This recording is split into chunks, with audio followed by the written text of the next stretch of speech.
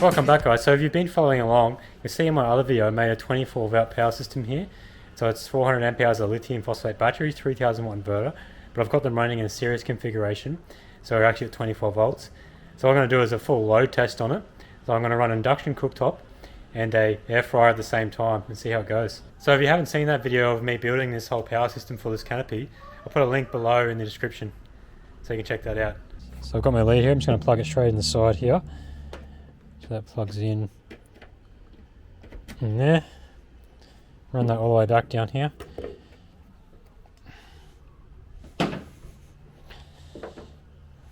I'll plug that into me little power cord here. So eventually I'm going to have just like a black lead and it'll run down the side, and I'll have a fixed like thing on the side here, so I won't have to try and run the lead each time. But for now, this is just a test to test out the unit, make sure I can handle the high load. So I've got my induction cooker here and also this air fryer, so I'm going to plug them both in.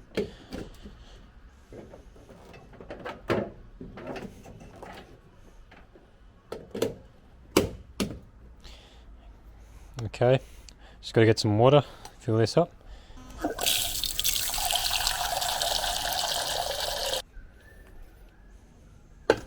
So I just got to switch the inverter on, button down here. Inverter's on, you see the screen coming up there, there's a load on it. Now the inverter's on, I can switch this on. Okay, so let's turn this on first, air fryer. Put it on. So it's on 1300 at the moment. See how many watts is pulling it out of this display up here. So it's pulling 1100 watts.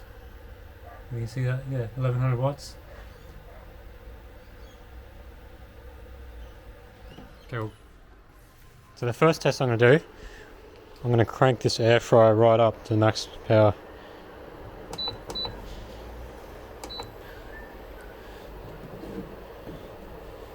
So it's at 2000 watts. Let's see how much it actually pulls out of the unit here. So interestingly enough, even though it says 2000 watts on the air fryer, it's actually only using 1600 watts in the battery. I can't even hear the actual fan turn on yet for the inverter. So after a while, I'll run it for a while and then I'll check the temperatures of everything with my laser and see how warm everything's getting. So what I might do is I might run this back down half setting at 1000 and then I'll turn the air fryer on. So the air fryer's turned on now. Let's see how much watts we're pulling. Yeah, I can hear the fan turn on now. We're pulling 2700 watts. You can see that.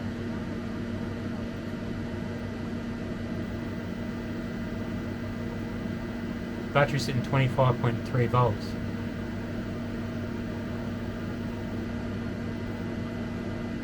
So run this for probably 20 minutes and just see how it goes.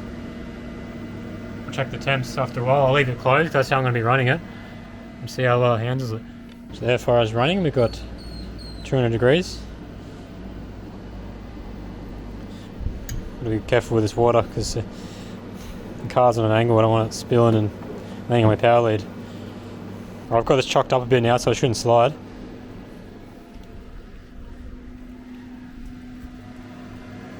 You can see the battery's sitting at 97%, pulling 2700 watts. Got my little temperature gun here, so it's like a laser temp gun, so I can measure temperature. So that water is 87 degrees at the moment, bottom of the pan anyway. Let's check inside the air fryer. Not that this really matters, but it's just 207 degrees in there. Okay, we'll open up.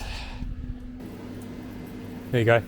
Pulling 2700 watts again now because the air fryer actually stopped because the element got to full temp. So here we're pulling 2. So open this up.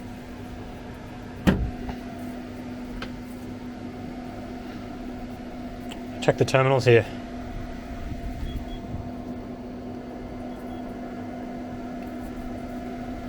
So that terminal's only 32 degrees.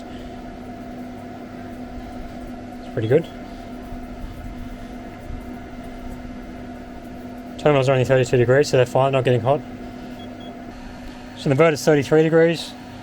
Nothing's really getting hot there. the cable going to the inverter. It's only 36 degrees. So I've been running these both together now for about 5 minutes. You see the water's boiling. They can boil so quick these, even though it's only half power, it still boils within 5 minutes. It's pretty good. So every now and then, because this is at 200 degrees, by the time it reaches 200 degrees, the element actually stops, so it stops drawing power. So at the moment we're only pulling 1100 watts because it's basically just the air fryer running. So basically just the induction cooker running at the moment. Just hand check all these cables, see how they're feeling.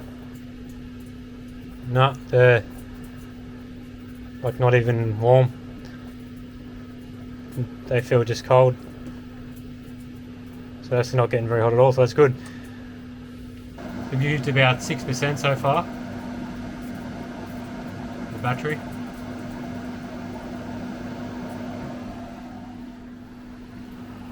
So I mean, you generally would only be cooking for about 15 minutes or so. So with both these running at the same time, probably only use about 10% of the battery, I reckon, by the time you finish cooking. So not bad. Get up in here a bit so I can open this door. Check the terminals on the inverter. So the terminal right on the inverter there is only sitting on 39 degrees, 40 degrees.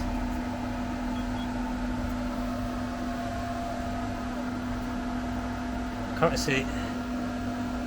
So the other terminal there, positive terminal's on 40 degrees, 42 degrees. We'll pull my little flap up down here. Check the terminals on the negative shunt here. It's only sitting on 32 degrees. There you go. On that side of the shunt is 38 degrees. So all in all, nothing's really getting very hot or anything, so it looks pretty good. Check the batteries. They don't feel hot at all. Top of the battery is 30.7 degrees. Close this back up. Yeah, so it's sitting at 93%. 25.9 volts.